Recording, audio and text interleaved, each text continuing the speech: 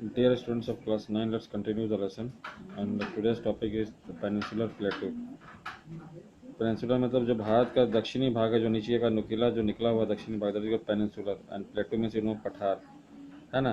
तो पेनिनसुलर प्लेटो के बारे में पढ़ते हैं। The peninsular Plato is table land compose of old crystalline. इसकी मिट्टी कैसे old crystalline igneous and metamorphic rock से बनी हुई है इसकी चट्टानें और यहाँ की मिट्टियाँ। It was form due to the breaking and drifting of the Gondwana land and thus making it a part of oldest landmass। और इसका जो आपने पढ़ा था गोंडवाना लैंड से ही ये जो दक्षिण का भाग, भारत का दक्षिण का भाग जो गोंडवाना लैंड के टूटने से वहीं से बिखर कर बना है, इसीलिए ये हमारा बहुत पुराना ओल्ड लैंड मास है, मतलब बहुत पुराना ज़मीन का टुकड़ा है, इसको मानते हैं। Important feature, the plateau has broad and shallow valleys and rounded hills. इस प्लेटू के जो घाटियाँ हैं वो बहुत थोड़ी चौड़ी हैं, शैलो में छिछली हैं और वहाँ पर राउंडेड हिल्स है। हिल्स मतलब वहाँ पर नुकीले पहाड़ी नहीं है, मतलब वो थोड़ा सा चिकने पहाड़ियों पर में उसका नुकीला नहीं है ना। Division, this plateau consist of 2 broad division. अब इसी प्लेटू को मतलब इसी पेनिनसुलर प्लेटू को फिर 2 भागों में बांटा गया है, central highland and another one is Deccan प्लेटू। अब सेंट्रल हाईलैंड क्या है? सेंट्रल हाईलैंड देखिए, the Vindhya range is bounded by the central highlands of the south and the Aravallis on the north west. And the Vindhya range में विंध्या रेंज है, central में कौन है? विंध्या पर्वत, आपने सुना, उसी का रेंज है जो सेंट्रल हाईलैंड कहते हैं। दक्षिण में अरावली, उसके उत्तर में अरावली पर्वत है और दक्षिण में वही सेंट्रल हाईलैंड का जो विंध्या रेंज, विंध्या पर्वत है, विंध्याचल इसको कहते हैं।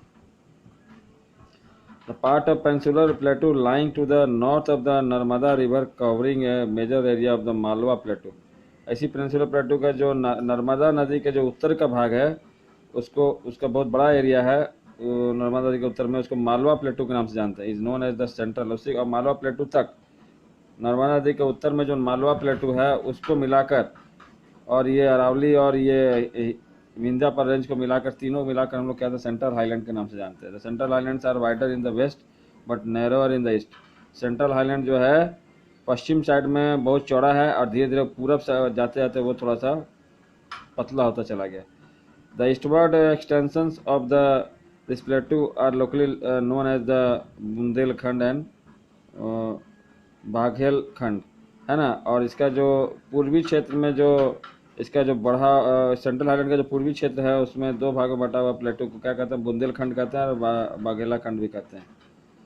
उसी में आता है the Chota Nagpur plateau marks the further eastward extension drained by the Damodar river. और इसी बुंदेलखंड से फिर और पूरब जाया जाए तो छोटा नागपुर प्लेटू आता है। छोटा नागपुर जिसमें हम लोग रहते हैं, बोकारो, रांची, धनबाद, ये सब जो है छोटा नागपुर प्लेटू में आता है। टाटा तो छोटा नागपुर पठार में आता है ये, यही जो जिसको दामोदर नदी से संक्षिप्त होता है, दामोदर नदी से घिरा हुआ। अब इसमें रिवर्स क्या था, इसमें कौन कौन मुख्य नदियाँ हैं सेंट्रल हाईलैंड में? चंबल हो गया, द सिंध हो गया, द बेतवा हो गया, केन हो गया। Their flow is from south west to north. इनका बहाव कहाँ है? साउथ से है ना, दक्षिण से उत्तर की तरफ बहते हैं ये नदियाँ। अब आते हैं डक्कन प्लेटू, दूसरा। The Deccan plateau is a triangular landmass. Deccan प्लेटू जो है त्रिकोण आकार का, त्रिकोण ऐसे करके त्रिकोण आकार का है। And lies in the south, ये जो भारत के एकदम दक्षिण में आता है, of the river Narmada. Narmada नदी के और दक्षिण में चले गए तो डक्कन प्लेटू शुरू हो जाता है वहीं से पूरा नीचे तक। The Satpura range flanks its border base in the north while the Mahadev, the Kaimur hills and the Maikal range from its eastern extension, है ना। उत्तर में महादेव है, द कैमूर है, हिल्स है और मैकाल रेंज, ये सब जो है सतपुरा रेंज जो है इसके उत्तर में है और इसका कैमूर हो गया, हिल हो गया, मैकाल हो गया, ये सब पूरब में है। Deccan plateau is higher in the west and slopes gently eastwards. पश्चिम में डक्कन प्लेटू जो है थोड़ा ऊंचा पर है, पश्चिम साइड में। डक्कन प्लेटू तो ट्रेंगुलर है लेकिन पश्चिम साइड जैसे गुजरात साइड सब है वहाँ पर थोड़ा सा ये ऊंचाई ज़्यादा है और पूरब साइड में इसकी ऊंचाई थोड़ा कम है, ढलान की तरफ है। An extension of प्लेटू is also visible in the north east sorry. और इसका प्लेटू का जो एक्सटेंशन जो है उत्तर पूर्व में दिखाई देता है। Locally known as Meghalaya, Karbi Anglong plateau and north Cachar hills, ये सब इसको कहलाता है। प्लेटू जो है नॉर्थ ईस्ट में जो उत्तर पूर्व जो क्षेत्र है जैसे अरुणाचल है, उस तरफ का जो प्लेटू जो पठारी इलाका को कहते हैं उसको क्या मेघालय कहते हैं, कार्बी अंगलोंग कहते हैं, प्लेटू उसको के नाम से कहते हैं, कार्बी अंगलोंग प्लेटू, और नॉर्थ चाचर हिल्स भी कहते हैं।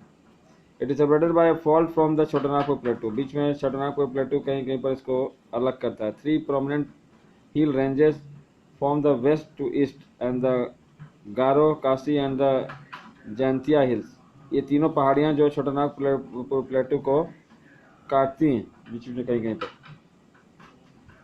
मतलब छोटानागपुर प्लेटू के नीचे का जो भाग है और छोटानागपुर प्लेट को हम लोग दक्कन प्लेटू कहते हैं, और उसी के छोटानागपुर प्लेटू को ही ये 3 जो पहाड़ियां बीच में काटती हैं, मतलब इन दोनों का मेल होता है, छोटानागपुर प्लेटू और दक्कन प्लेटू का, इन तीनों पहाड़ियों के काटने से।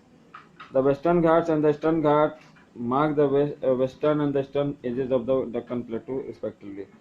वेस्टर्न घाट मतलब ये जो हमारा भारत का इलाका जो है पश्चिम, और इधर पूरब घाट, पश्चिमी और पूर्वी घाट जो है ये दोनों मिलाकर इस दो किनारे हैं, समुद्र किनारे, ये पूरे दक्कन प्लेटू का निर्माण करते हैं। ठीक है, so that's the end of today's class up till now.